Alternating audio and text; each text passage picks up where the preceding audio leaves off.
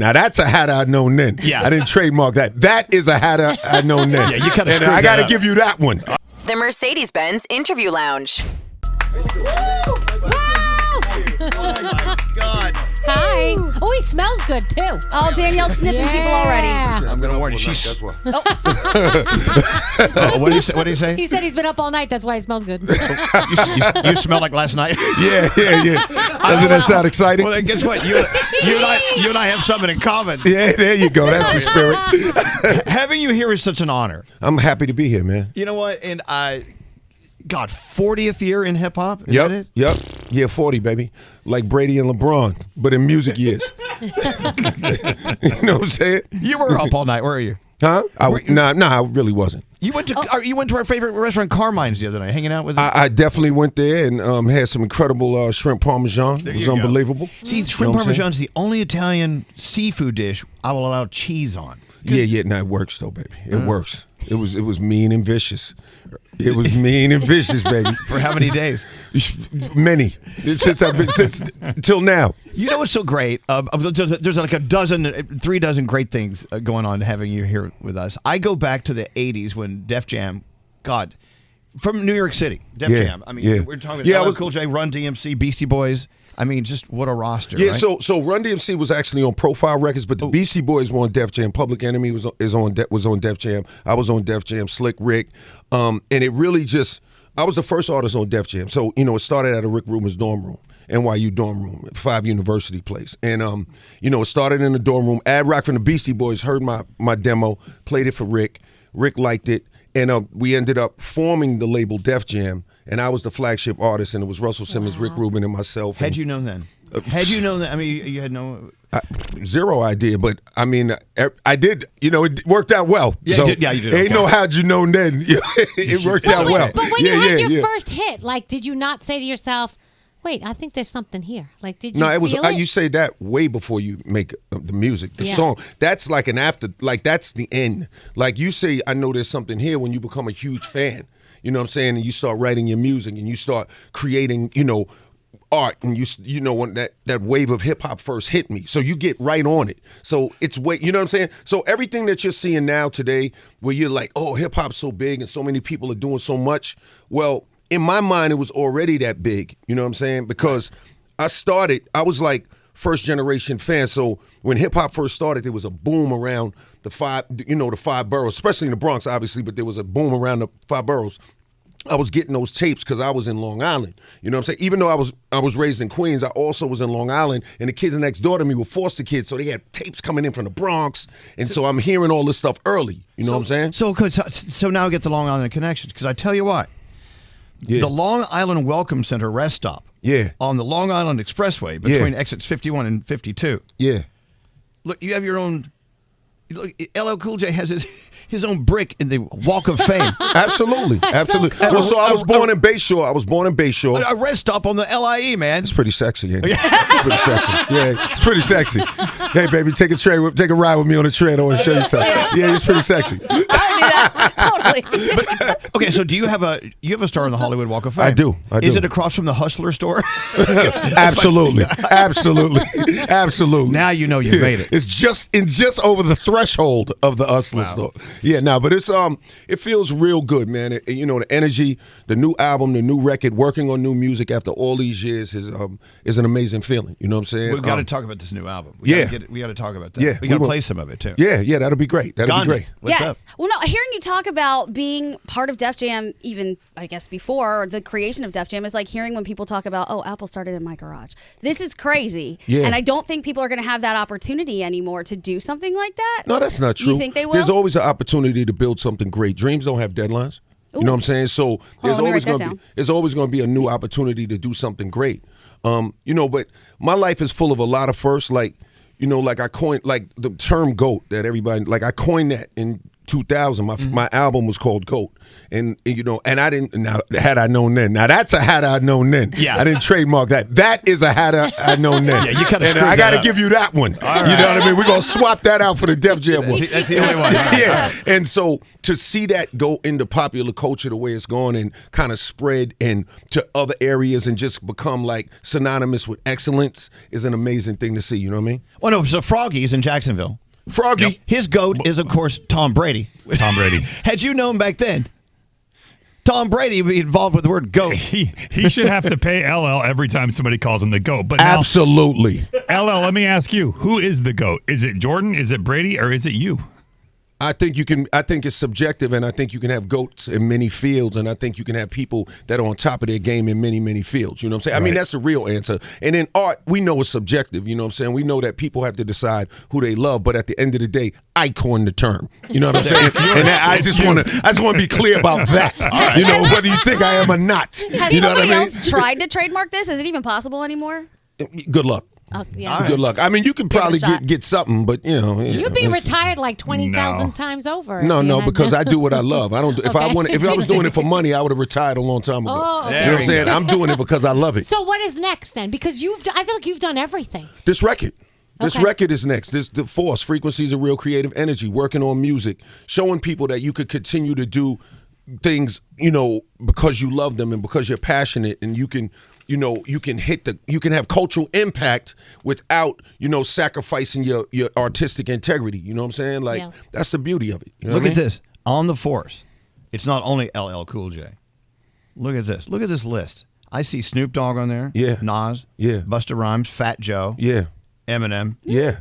Are you with Eminem? You're with Eminem tomorrow night. Yeah. We're at the VMAs. We're both performing at the VMAs. Well, It's, you're opening the VMAs then. why don't we just see what happens? Wow. Oh, yeah. No. You don't hit me with the oh yeah. I just said let's see what happens. She hit me with the oh yeah, gassing it, Guess putting what? all type of gas on it. You know what I'm saying? When you hit that stage, you're going to go, yeah, your she man said, LL oh, was yeah. up there lying. LL was Guess lying. what? I just saw right through the goat. Transparent like a jellyfish. Oh yeah. Hey, what is it about? Of course, from Long Island, but when you come to New York City, what is it about the energy of this city that's so different than any other place on earth for you? Because you're meeting so many different cultures and so many different types of people. Like, this is a place where it doesn't matter where you're from. You could be the man who wrecked the Herald Club at the buffet this morning, and you still got to walk next to, you know what I'm saying, people that are living everyday lives and blue-collar people. So, you know, New York is full of all kinds, but I think the thing about New York is that, you know, like during the pandemic, I got the opportunity to travel around the city anonymously. I don't get to do that a lot. So I had, you know, I had a mask on. I had, you know what I'm saying, my hoodie on, and I'm running around, and I went to like the projects, and I was on the subway but different subway cars going all over the city. I was on different public, you know, transportation and doing things. And you'll be surprised at how quickly you forget what's going on in the real world and how you can be in a bubble even when you don't know it, because you're jumping in your Uber, because you're going to do your lunch, because you just jumping in your car, going to get your coffee. You know what I'm saying? So you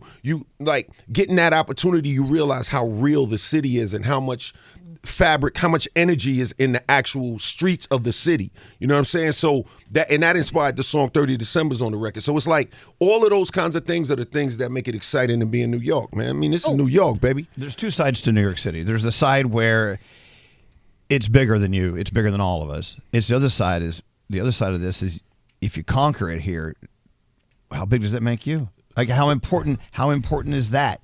Well, it's well, listen, making your dream come true is an art form, right? Like being able to, you know, take a kernel of a dream and turn it into a reality is not something that is easy to do. But if you can do it here, you know, in a lot of ways, it's even more opportunity because you find different types of people. So it's, in a way, you can kind of find your niche in this city if you believe in it. You just have to be comfortable in your own skin in terms of what you're looking to do. You can't be swayed by what other people say you're supposed to be doing. You know what I mean? I get goosebumps listening to because I always come in here saying, like, because I'm from New York, I'm from the Bronx. Yeah. And I say, it doesn't matter how long I've been here, still walking around the city, I think this place is insane. And I always think the same thing, like, all different people from all over the place is what makes this place tick. 100%. And I love the fact that Even when they look at you like you're dirt. Yeah. You know what I'm saying? Look at this dirt standing 100%. next to me. And we This know it. disgusting dirt We know dirt it. mound. You know what I'm saying? Now that we are back to being mask free again, Yeah. will you ride the subway? Yeah, it's possible. Really? Yeah, me and you, we're gonna jump on the subway and just ride I'm all only over. going We're if gonna you're see going what with me. happens. I need We're some just gonna see what happens. I- You know what I'm saying? Me and you, we're gonna do the, you know that. I just saw your security We gotta guy do there the- going, no, he ain't. Here's a list of things we're not doing on it. And that's it. How much, do you have any cash? I need $100, and I'll tell you why. Why? See this guy over here is straight Nate. Nate, hit a Yeah. microphone. Yeah. What's up? He needs money, but he needs a refund from a concert. Oh man, you need a refund? I need a refund. Okay, back in 1998, 1999, Right. he took a girl to his very first concert, LL Cool J, in Yeah. Pittsburgh. Right. And it was outside, Right. and I had front row because I worked at a radio station at the time. Right. I'm like, oh my God, I'm gonna got front row. LL Cool J's right there. Right. And then you hit the stage, the crowd surged, everybody's like, and then everybody started singing. I didn't hear a word that you said because everybody behind me was singing, and I couldn't hear you. And your because- ribs were breaking on and the my fence. ribs were breaking. I couldn't hear anything. It was not a good experience, LL. Yeah, so you got some excitement in your life for once. Congratulations. Did you take advantage of it? Did you at least let the girl stand in front of you?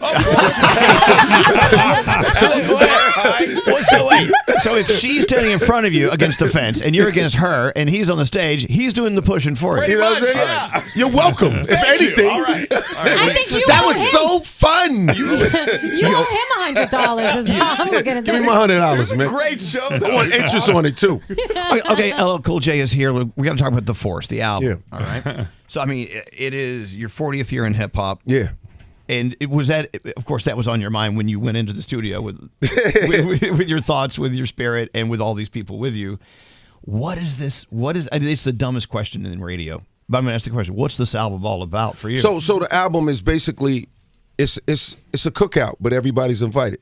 It's like the blackest album in the world, but the thing is, you're all invited, and you can go all come and experience the Force in a way that you could be a fly on the wall. And I talk about all the fun, though. It's not preachy. It's not. There's all different moods on it. There's aggressive songs. There's dangerous songs. There's sexy songs. A song called Proclivities. There's a lot of different styles of music on it and vibes. But there's everything from Murdergram to it's really an album that is just about cultural impact. And you know like I'll give you an example. Like 30 Decembers, I said I came up off the street, took some pissy steps up to the belly of the beast. Which way I go? Kind of confusing. The machines are not working. There ain't no tokens or nothing. This thing done changed all of a sudden. It's like I died and came back. Different places and faces on their phones and computers. No one is reading the paper. So there's all kinds of just different types of songs that deal with different layers of life. You know what I'm saying? let's talk about Proclivities then. Yeah, okay, well, Proclivities is, we all have it. Waiting at your job about 5:15. Take you in the alleyway, slap it on your thigh. Sparking. What are you slapping on your thigh?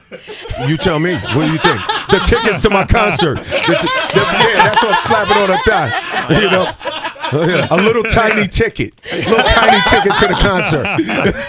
I've had Little other teeny people. weeny concert ticket. Sometimes they slap it on my thigh. Yeah.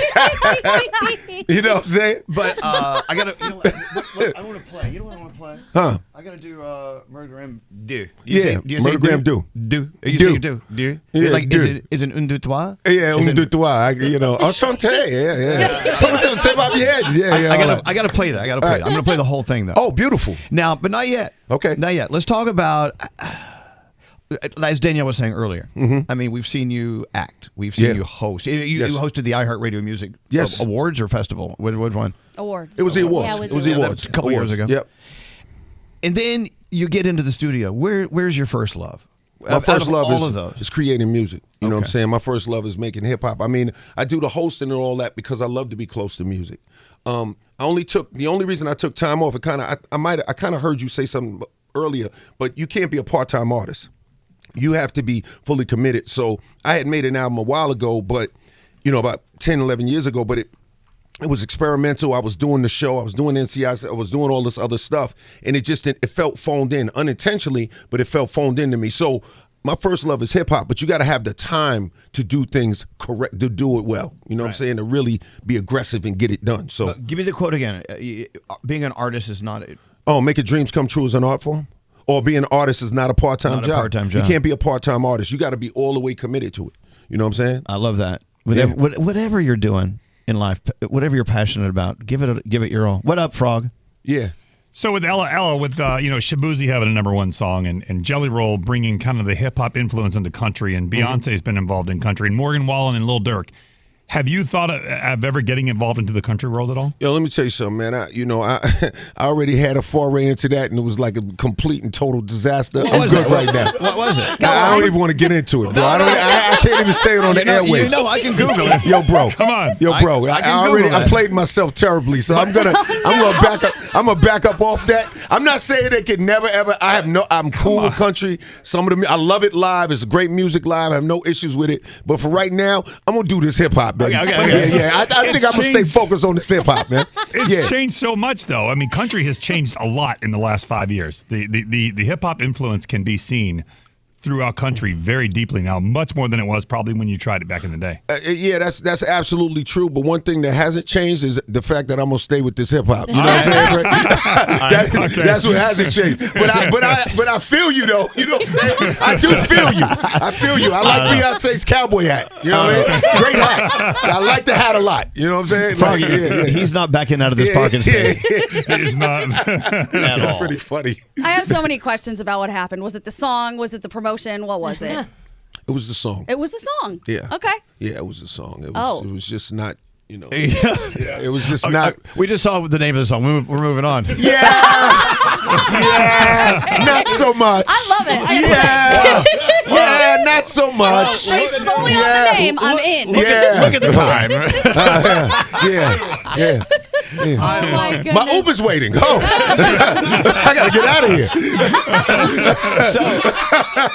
So you're doing MTV Video Music Awards tomorrow. What else are you gonna do while you're in New York other than not ride the subways? Tell me. Look. I do country music. What else? Yeah, definitely. I still got my house here, so I love New York, and I'm here, and I'm doing a lot of radio, doing promotion. I'm running around telling people about this album. Straight up, that's what I'm doing. I'm running around New York telling people about. You know what I'm saying? I damn near got picket signs up. I ain't playing. All right. You know what I'm saying? Your man's running around New York talking about this album. So let's talk about us, who we've been listening to. We've been listening to you for years. Thank you. We before you got here, I played "I Need Love." Yeah. We've been listening to you for years, but you have new people turning you on for the very first time. 100%, and that's the beauty of it, right? Like that's the whole idea. Is like, it's kind of like sports, right? Like Tom and Brady in sports years, you get new fans, you introduce new people. That's what I wanted to show was possible, because in hip hop, a lot of times, because the genre is relatively young. See, hip hop is 50 years old now, 51, right? People think that, that's a long time, until you have somebody transition at 51. Then you say, you know what? That's not so old. So the genre is actually not that old. So it's like, for me, what we're used to doing is we used to artists going and leaving and never making any more impact ever again. We just kind of used to. We've been kind of it's been ingrained in us that you can't continue on. But I was just with the Stones at their concert. Yeah. You know what I'm saying? Watching them, and I'm like, I'm looking at Mick do his thing. I'm looking at Bruce Springsteen do his thing. I'm looking at different artists that go all the way and do their thing, and it's like that can be done in hip hop as well. You know what I'm saying? It's just a matter. We're just not accustomed to it happening. So that's my goal. That's why I'm doing this. And I'm showing people that you can really do this at a high level, not just putting mediocre albums out. You know what I'm saying? Like I'm really, doing this. What's up, Scary? So with all the collabs you have on this album, especially with all of the these legendary artists as well, right? And you all have different styles. How do you all work together in the studio and see how the cadence is going to go and the rhymes and all that? So first of all, the reason I picked all of the different features on this record is because of the sound of the music. When Q-Tip from A Tribe Called Quest, who just got inducted to the Rock and Roll Hall of Fame, so he's an amazing guy. When he started working on these things, when I would hear the sonics and I'm starting to write the song, then I'm like, you know what? This would be a good, and every song is not a collaboration, by the way, but the ones that are, it'd be like, this would be a good song for Nas, or this would be a good song for for Eminem, or this would be a good song for Saweetie, or whoever else it is we're playing. We're putting on. So it's like I would go do that, listen to the Sonics, then I would hit the artist, or he would hit the artist, depending on who has a relationship. Then we would go in the studio, like with me and M. What we did was, Tip made the beat. I'm like, oh, I love this. I think this would be great for me and M. So I text M, I send him the beat. He listens to it. He's like, yo, I like it. All right. So I'm like, yo, let's get together. So we go out to L.A. We go into Dr. Dre's studio. He gives us the keys. We run up in there. You know what I'm saying? We, and we record the record. So I go in the room. I'm writing my rhymes. I record my thing. I leave out of the room. He goes in. He writes his part. He comes out of the room. And we went back and forth like that. Would see each other passing in the hallway. Then at the end, when we kind of do a back and forth thing, we were in the room together doing that last part. Wow. And so in terms of cadences, that's like a guitar player. That would be like you giving a guitar player an opportunity to do a solo. So they choose the cadence on the record. You know what I'm saying? Wow. That's the vibe. Yeah. Wow. So the album, The Force, is more than an album. It's an event. Yeah. I would like to call it that. I do. I would too. Well, I'm with you on that, Elvis. Then go ahead. I would too, Elvis. You're the GOAT. You can do whatever you want. All right. I got to play Murdergram. Murdergram do. Let's do it. Check it out. It's from The Force. And the one thing I want to say about this song is the key to this song, this is about us showing lyrical skill and the art form of rapping. You know what I'm saying? So it's really about showing people how we can put words together, how we can MC, and how we can command the mic. You know what I'm saying? When you listen to it. So check it out. Thank you for coming in today. My pleasure. Happy to be here, Elvis. The Force is the event. It's the album. And, of course, LL Cool J, everyone. We're in the building. The Mercedes-Benz Interview Lounge.